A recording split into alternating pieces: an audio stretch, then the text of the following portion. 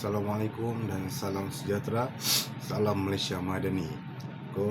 Saya dari kumpulan 7 yang mana terdapat 5 orang dalam kumpulan ini. Yang pertama adalah saya, nombor metrik 276544 Muhammad Amirul Azli bin Razali. Yang kedua 276568 Muhammad Ridwan bin Taharuddin. Yang ketiga 276773 Muhammad Hafiz bin Muhammad. Yang keempat 276567 Muhammad Ridwan bin Muhammad Hamdan. Dan yang terakhir 276713 Sharifah Zainab Al-Mudhar bin Said Muhammad. So di dalam subjek ni kita akan menerangkan berkenaan dengan strategi komunikasi. So saya membentangkan berkenaan dengan strategi komunikasi yang digunakan adalah yang pertama, dengar dan bukan hanya bercakap. So ramai berfikir seseorang yang hebat dalam komunikasi adalah seorang yang banyak bercakap. Ianya memangnya tidak benar sama sekali. Untuk mencapai komunikasi berkesan, seseorang itu perlu banyak mendengar dan memberi respon terbaik. Fikirkan satu dialog dan bukan monolog. Komunikasi berkesan adalah apabila terdapatnya fahaman dua hala di mana kedua-dua pihak mencapai matlamat yang diinginkan dan bukan hanya sebelah pihak sahaja. Orang lain tidak akan mengambil indah apa yang kita ingin katakan selagi mereka tidak yakin dan tidak fikirkan kita mengambil berat tentang mereka. Komunikasi bukanlah dengan hanya bercakap mengenai diri kita sendiri, tetapi juga untuk kita sebagai komunikator yang efektif untuk memahami dan mengenali audien untuk memberi respon yang terbaik yang diinginkan. Oleh itu, berhenti bercakap tetapi dengar apa yang orang lain inginkan. Dan seterusnya akan disambung oleh rakan saya yang seterusnya. Terima kasih. Assalamualaikum dan salam sejahtera. Saya Sharifah Zainab Al-Mudhar binti Said Muhammad, nombor metrik 276713. Strategi yang seterusnya ialah pemudahkan bahasa dan penyampaian. Pernah atau tidak anda mengalami satu situasi di mana anda menyampaikan maklumat kepada seseorang untuk disampaikan kepada orang yang lain, tetapi maklumat yang diterima oleh orang lain tersebut berbeza pula daripada apa yang anda ingin sampaikan. Senario ini sering terjadi oleh kerana apa yang diterima oleh penyampai tersebut adalah berbeza seperti mana yang dirinya faham atau tidak seperti apa yang anda faham dan ingin sampaikan. Mungkin bukan salah penyampai tersebut menyampaikan maklumat yang tidak tepat, tetapi silap diri sendiri dalam berkomunikasi dengan tidak berkesan dan menyukarkan. Oleh itu, permudahkanlah bahasa dan penyampaian. Lebih mudah bahasa dan cara yang disampaikan, lebih mudah sesuatu mesej itu diterima. Tidak perlu menggunakan ayat atau perkataan yang hebat dan canggih, sekadar mahu menunjuk bahawa kita pandai berkomunikasi menggunakan perkataan tersebut. Lagi mudah cara dan bahasa penyampaian, lebih mudah mesej komunikasi dapat disampaikan kepada sesiapa sahaja. Assalamualaikum warahmatullahi wabarakatuh. Saya Muhammad Ridwan Muhammad Hamdan, nombor metrik 276567. Pada kali ini saya akan menerangkan tentang strategik komunikasi. Sebagaimana kita ketahui, komunikasi bukan saja keterangan yang dituturkan secara lisan untuk berinteraksi antara satu pihak dengan pihak yang lain. Dia juga berangkumi kepada bahasa tubuh, yang mana ketika kita berinteraksi, orang itu akan membuatkan bahasa tubuh yang kadang-kadang kita boleh mengandaikan orang itu, situasi orang itu, dan juga apa reaksi orang itu ketika kita untuk berucap. Saya ambil di sini contoh ketika bercakap, kadang-kadang kalau kita tengok setengah orang, dia cuba melilau-lilau mata dia. So kat sini kita boleh andaikan orang itu ada cuba untuk menyembunyikan atau dia cuba untuk menipu kita apabila kita bercakap sesuatu isu.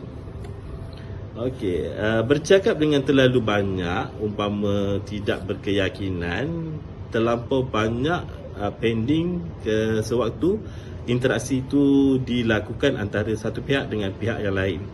Komunikasi amat penting, tidak perlu menjadi pakar komunikasi, tetapi memadai tahu sebersedikit asas komunikasi supaya kita dapat memberikan kelebihan pada diri kita sendiri untuk orang menerima apa yang kita cuba sampaikan. Bermula dengan asas, kemudian kita pasti akan memberikan keyakinan kepada diri kita dan juga orang lain untuk menerima apa mesej yang kita inginkan dalam komunikasi antara satu pihak dengan pihak yang lain. Assalamualaikum warahmatullahi taala wabarakatuh. Saya Muhammad Rizwan bin Taharudin, nombor metrik 276568. Hari ini saya akan menerangkan tentang strategi komunikasi perundingan. Yang pertama, bersaing. Dalam strategi ini, perunding hanya menitik beratkan kepada hasil daripada rundingan itu untuk diri mereka sendiri dan tidak memperdulikan hasil untuk pihak lain. Dengan kata lain, mereka lebih mementingkan diri mereka sendiri. Mereka mementingkan kemenangan dalam rundingan tersebut dan mendapatkan hasil daripada rundingan itu tanpa menghiraukan hasil dari rundingan itu kepada pihak yang mereka berunding. Mereka biasanya akan menggunakan komunikasi asertif, iaitu mereka akan menggunakan strategi ancaman, hukuman, mengambil tindakan sendiri sesuai dengan keadaan bersaing demi untuk memenangi rundingan tersebut.